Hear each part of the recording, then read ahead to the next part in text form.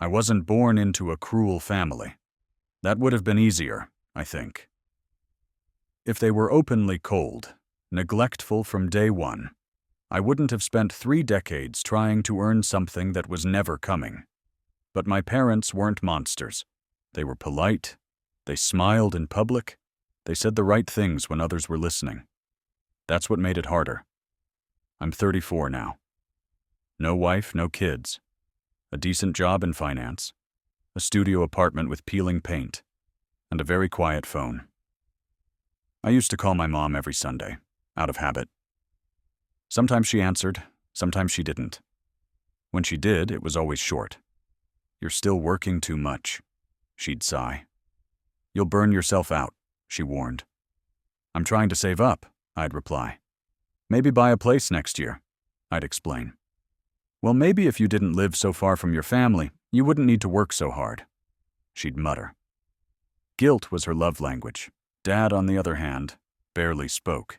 He'd grunt in the background, occasionally toss in a sentence if he felt something needed correcting. He was a mechanic his whole life, hands always blackened with grease, mind set in concrete. I don't think he ever asked me about my job, or anything, really. Then there was my brother, Caleb. Younger by 4 years, high school dropout, chronic job hopper, somehow always crashing at home between figuring things out. Mom called him a late bloomer. Dad said he was just going through a rough patch. That patch had lasted over a decade. When I was 21, I paid off Caleb's DUI fines. At 24, I co-signed on his truck. At 27, I found out he never made a single payment.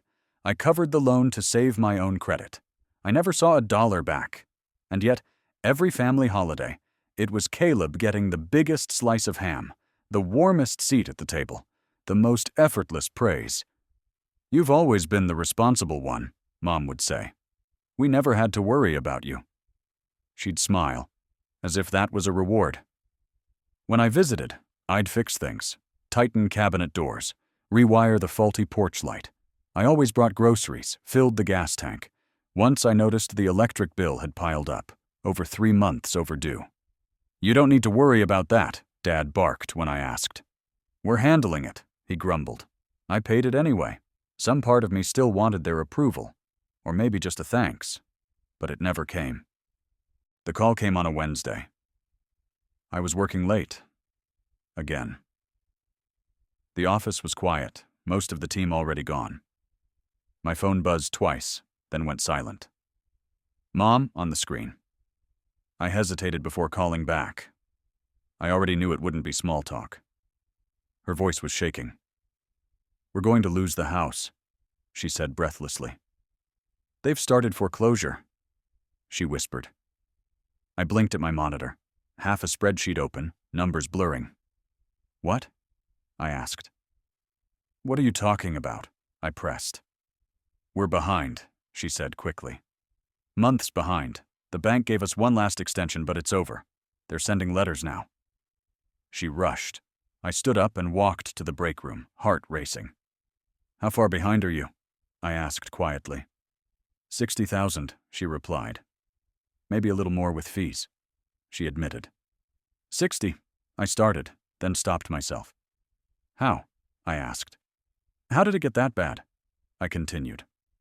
"We had to help Caleb," she said immediately. "His job fell through. Then the furnace broke. Then the car. It all happened so fast," she insisted. "Mom, that's a lot of money," I said slowly. "I don't just have that lying around," I warned. "You said you were saving for a condo," she replied. "You told me last month you had a down payment," she reminded. "That's different," I muttered. "That's my future," I added.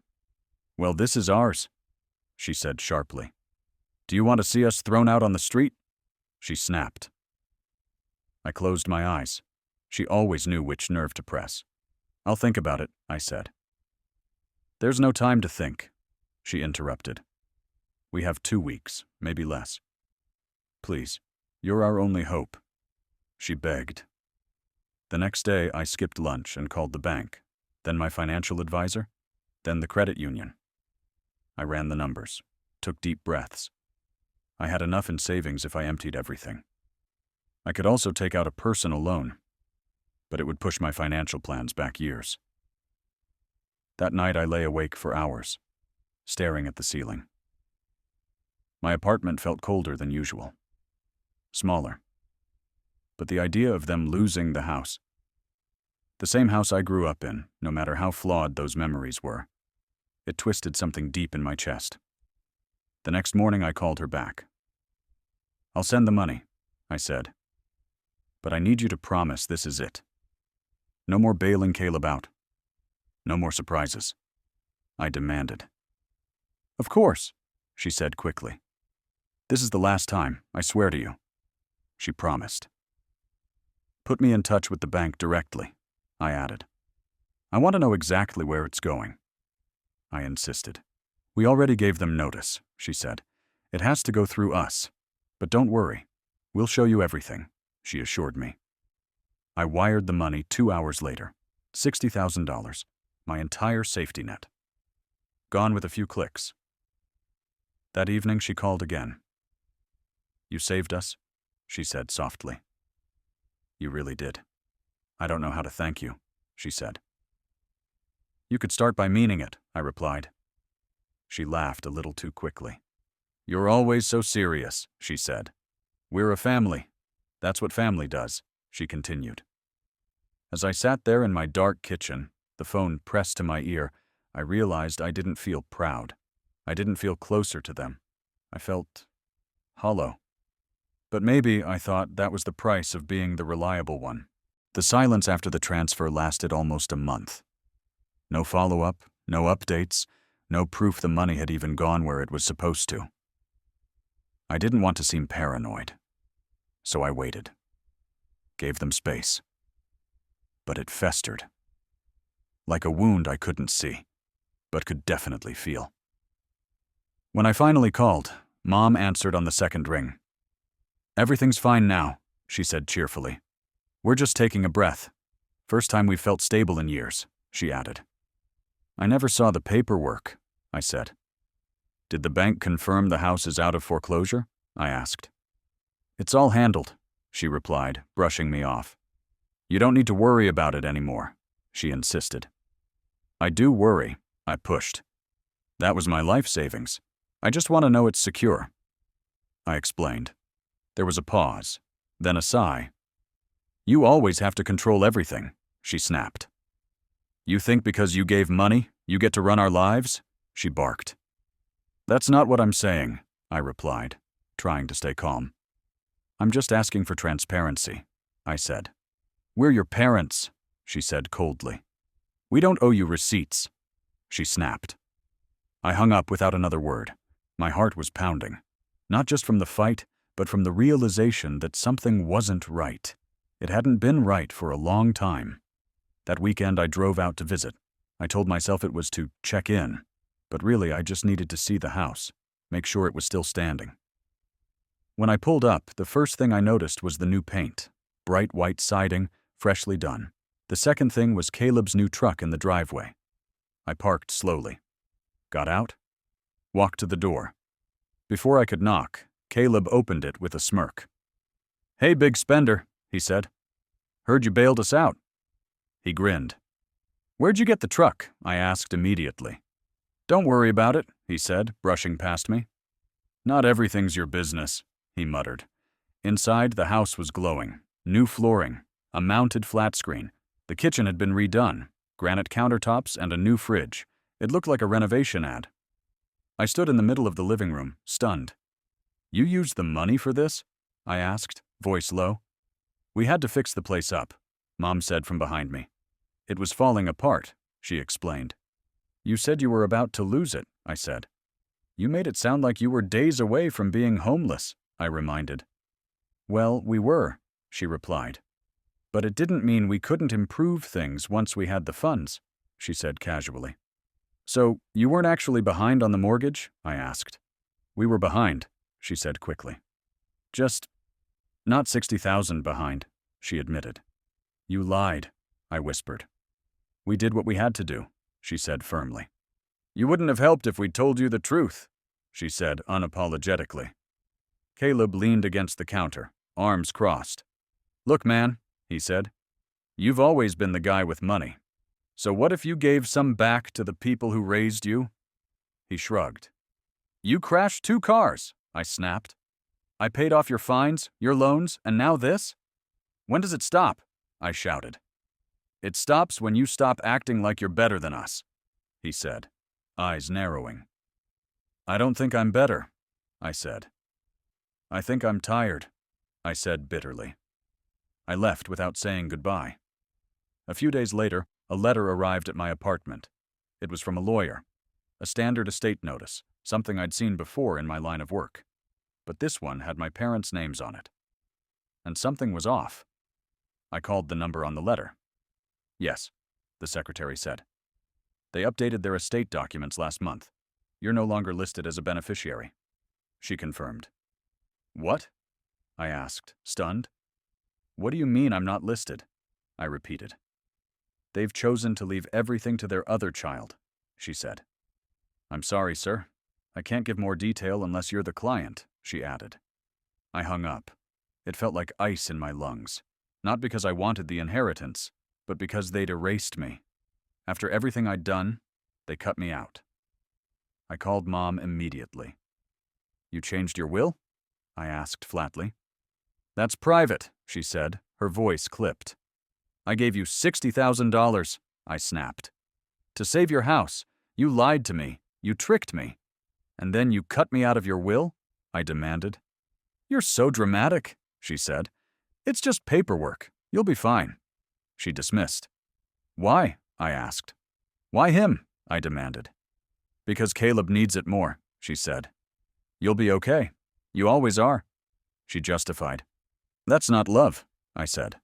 "That's convenience," I accused. "We did what made sense for the family," she said. "You're not the victim here," she said coldly. I didn't reply. I just ended the call. 3 days passed. Then she texted me. "Things are tight again. Caleb's truck needs repairs. If you could spot us a few thousand, we'd really appreciate it," she wrote. I stared at the message, stunned. No apology. No acknowledgement of what had just happened. Just another request. That night, I sat in the dark and reread every message I had from them. Every time they'd asked for money. Every time they'd promised it was the last time. It wasn't a family. It was a transaction. A one-sided deal where I paid, and they took. I didn't respond to her message. But I didn't block her either. Not yet. I think part of me still needed to see how far it would go, how deep the well of entitlement really ran. It was deeper than I ever imagined. I didn't plan to go back. I told myself I was done.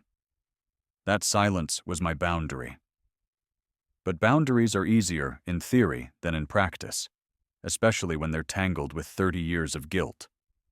So when I got the next text from Mom, short, blunt, and full of nerve, I found myself behind the wheel the very next morning. "Can you help with property taxes?" she'd written. "We're coming up short again." There was no apology, no recognition of what had happened, just another ask, like nothing had changed, like I was still that quiet, obedient son, waiting for crumbs of approval. The drive felt longer than usual. The sky was heavy with clouds, and every mile brought back something I didn't want to remember. By the time I pulled into the driveway, my hands were shaking. The house looked the same, still freshly painted, still expensive. Caleb's truck was parked crooked, half on the lawn. I walked up the steps and rang the bell. Mom opened the door and blinked at me, surprised. "Well, that was fast," she said. "You didn't even text back," she added. "I didn't come to talk about taxes," I said as I stepped inside. Dad was sitting on the couch, flipping through a newspaper like it was 1995. Caleb was nowhere to be seen. Maybe that was a blessing. "What is this really about?" Mom asked, folding her arms. "You know what it's about," I said. "I know you changed the will. I spoke to the lawyer." I revealed. Her expression didn't change. "That's our decision," she said coolly. "It's our estate. We get to choose. she added. After everything I gave you? I asked. You lied to me. Took 60 grand and then erased me from the family, I said, voice rising. You're not being erased, Dad said without looking up. You just don't need it, he muttered. So that's how this works? I asked. Need equals love? Loyalty is measured by how pathetic someone is? I demanded. No one said that, Mom said. You're twisting it. She deflected. I gave you money because you said you were drowning, I said. You remodeled the house, bought Caleb a truck. And now you want more? I pushed. You're doing fine, she replied. You have a job, you're stable. He doesn't have that. We're just trying to help him get on his feet, she explained. His feet? I snapped. He's 30. He's never stood on his feet, and you've spent your whole lives making sure he never has to, I shouted. Dad finally looked up. Don't talk about your brother like that, he warned. Then tell me the truth, I said. Why did you cut me out? Not legally. Emotionally. Why has it always been him? I asked. There was a long silence. Mom sat down across from me. Her face tightened, jaw clenched. Because you didn't need us, she finally said. You never did. You were always so distant. So judgmental, she said with a sneer. I wasn't judgmental, I said. I was surviving. You gave everything to him and left me to clean up the mess, I said. We did what we thought was best, Dad muttered. You've always had an attitude, always needed to feel superior, he said bitterly. I needed to feel seen, I said. And I never was, I added. Mom leaned forward. You want gratitude? Fine. Thank you for the money, she said coldly. But don't pretend you didn't have strings attached, she snapped. There were no strings, I said. There was just hope. That you'd finally treat me like I mattered, I said quietly. You mattered, she said, then paused. But not like this, not with all this drama. You're making this ugly, she said accusingly. It was already ugly, I said.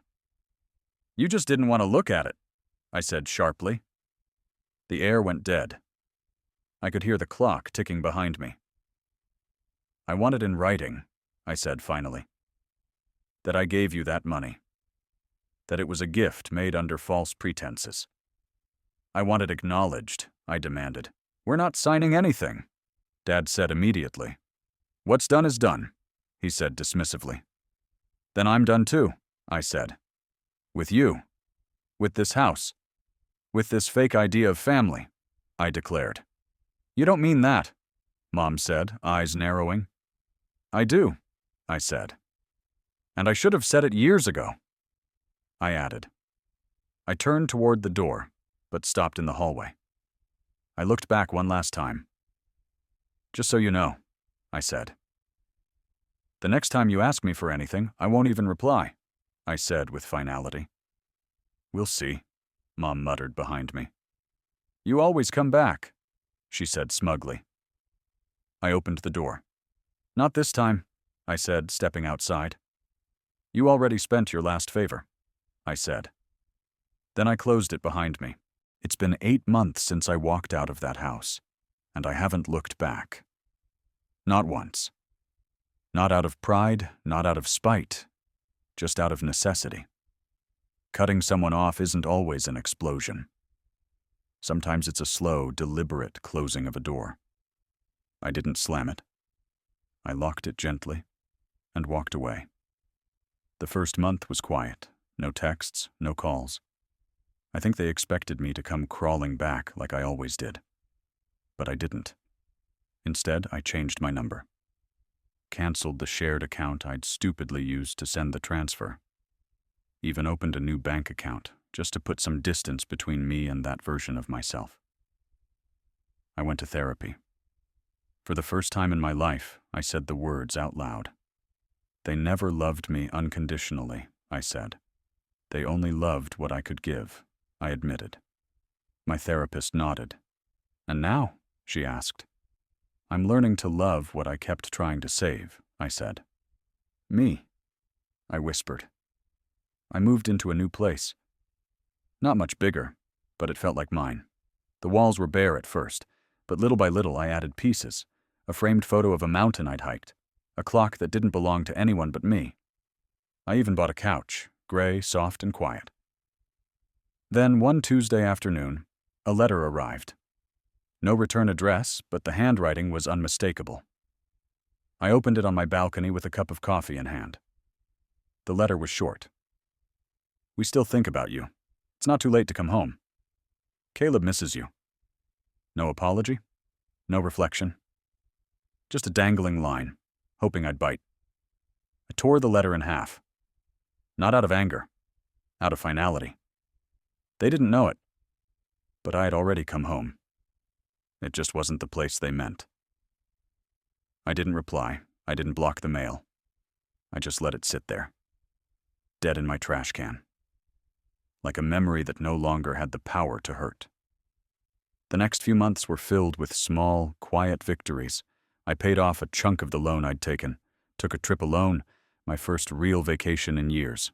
No calls, no crises, just silence and sky. A coworker asked me once at lunch, "You close with your family?"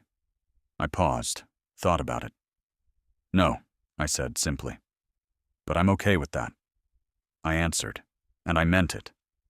For so long, I'd measured myself by their standards, their approval, their scraps of affection.